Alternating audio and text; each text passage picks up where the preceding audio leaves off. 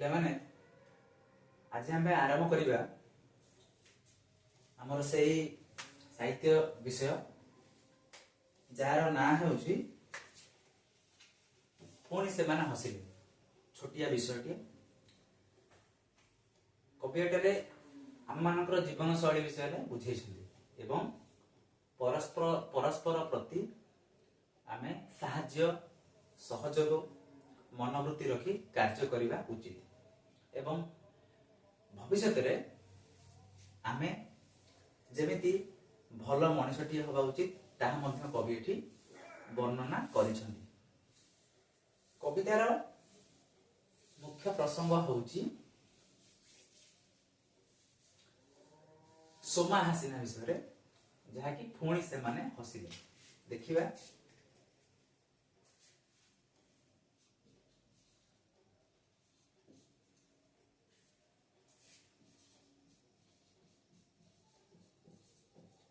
ପୁଣି ସେମାନେ ହସିଲେ।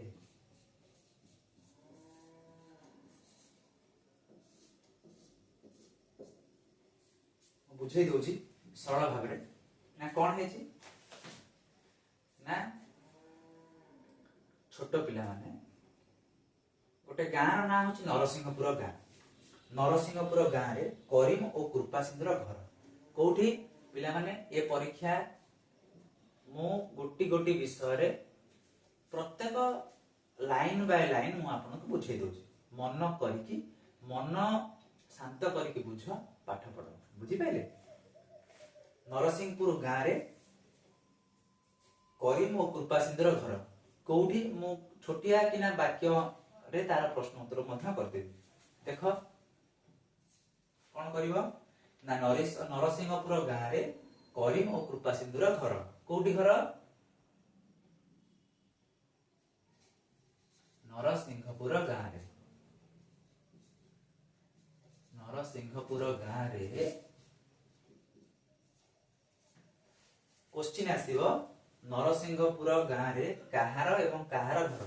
ତମେ ମଧ୍ୟ ଲେଖିବ କରିମ ଓ କୃପା ସିନ୍ଧୁର ଘର। ନରସିଂହପୁର ଗାଁରେ କରିମ ଓ କୃପା ସିନ୍ଧୁର ଘର।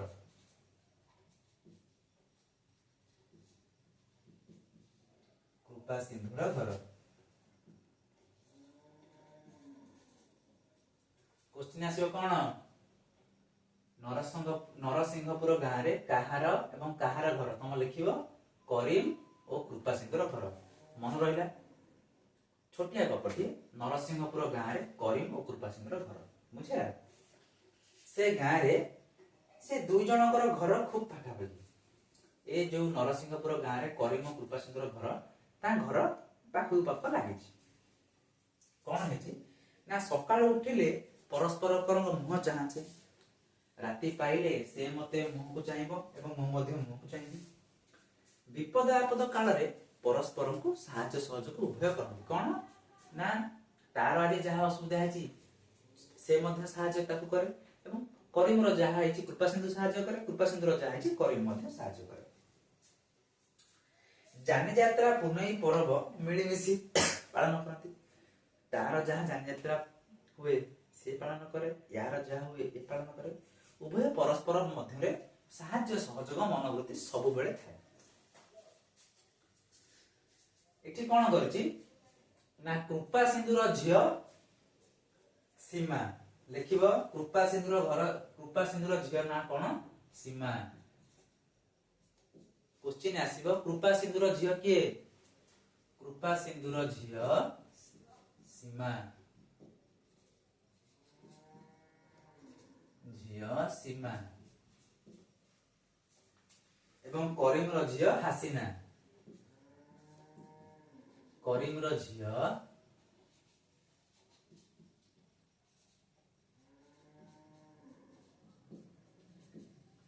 क्वेश्चन आसिबो कृपा सिंधुर झियो किए ना करीमर झियो किए? कृपा सिंधुर झियो हला सीमा एवं करीमर झियो हला हासिना। मन रहिला? करीम कोन करथे? करीम कोन करथे ना निज घरे पाली थाए कुकुड़ा। करीम निज घरे कुकुड़ा पालन करथाय कोन हला ना करीम कोन पालन करथाय करीम कुकुड़ा पालन करथाय कुकुड़ा पाली थाए किए कुकुड़ा पाली थाए ना करीम कुकुड़ा पाली थाए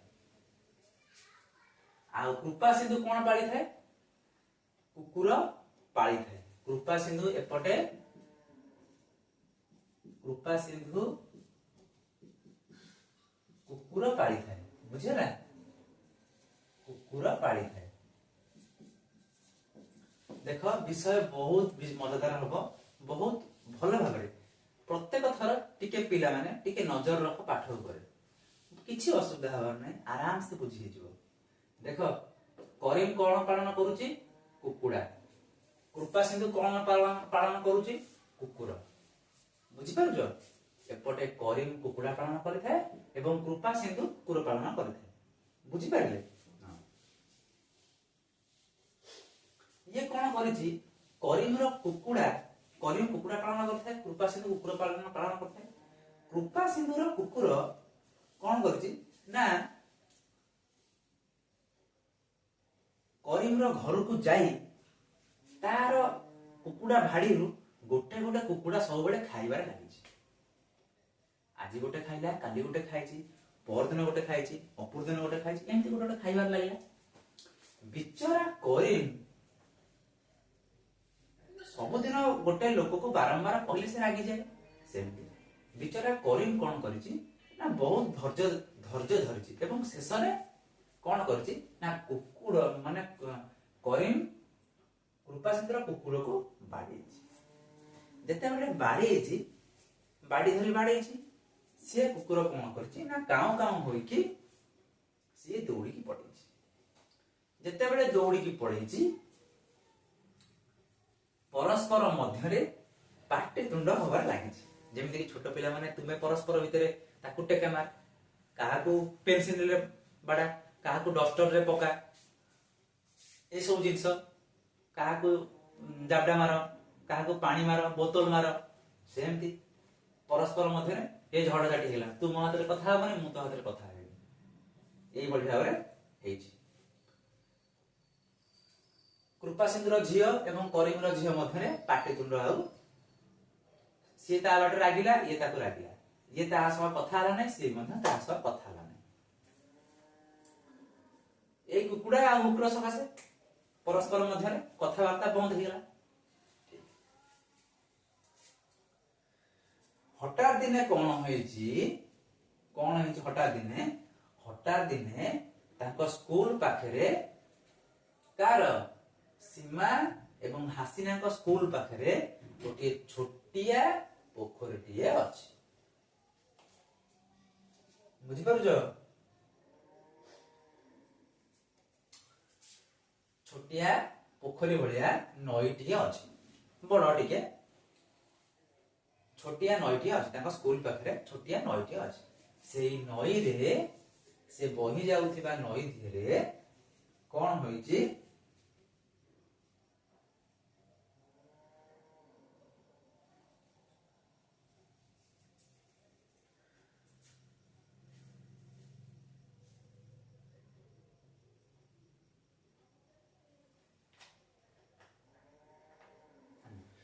हठात कौन होईची नई कूल रे गोटे शब्द होईची शब्द कि गोटे पड़ीगला भाया शब्द होईची हासिना कौन करिची करीम रजिया हासिना दौड़ी जाई देखिची हठात कि गोटे पड़ी जिबार देखिला बेलू हासिना जोर दाई दौड़ी दौड़ी जाई देखिची देखला बेलू सीमा कौन करिची ना पानी रे बुड़ी जाउची कोई बुड़ी जाउची सीमा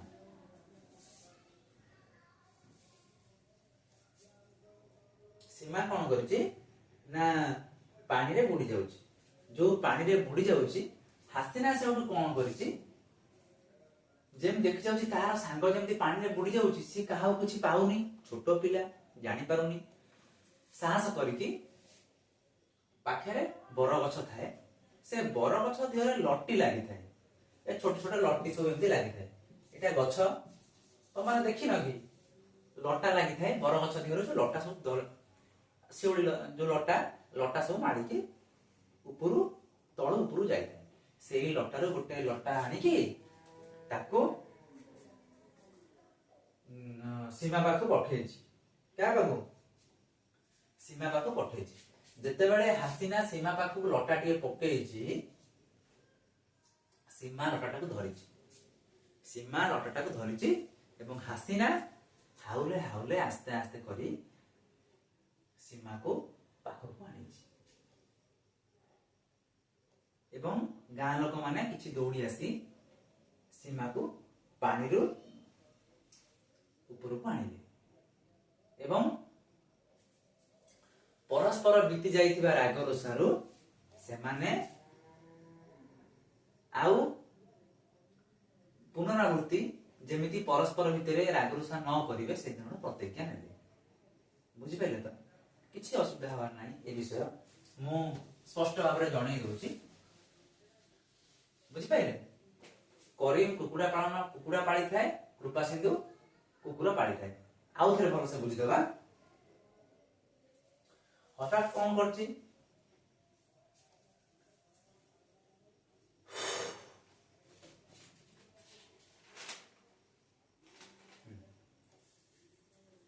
କରିମ୍ କୁକୁଡ଼ା ପାଳିଥାଏ, କୃପା ସିନ୍ଧୁ କୁକୁର ପାଳିଥାଏ।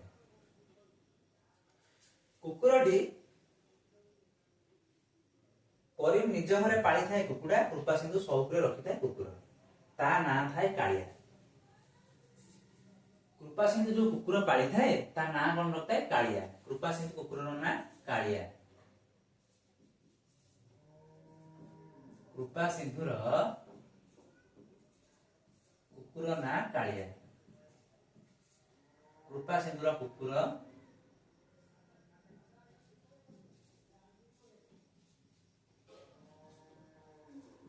କଣ? କାଳିଆ। ପଢିବ ପରୀକ୍ଷାରେ କୋଶ୍ଚିନ୍ ଆନ୍ସର ଆସିବ। କୃପା ସିନ୍ଧୁର କୁକୁରର ନାଁ କଣ? ତମେ ଲେଖିବ କାଳିଆ। ବୁଝିପାରିଲେ?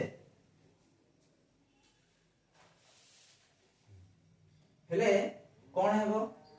କୁକୁରର ଯାହାର ଯୋଉଭଳି ଭାବରେ ପ୍ରକୃତି ସେ ଛାଡି ପାରିବ ନାହିଁ।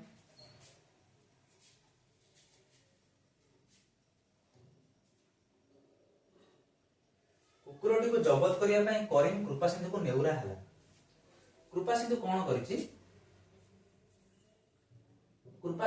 କରିଛି? ନା କୁକୁର ଯେହେତୁ ପାଳିଛି, କରିମ୍ କୁକୁଡ଼ା ପାଳିଥାଏ।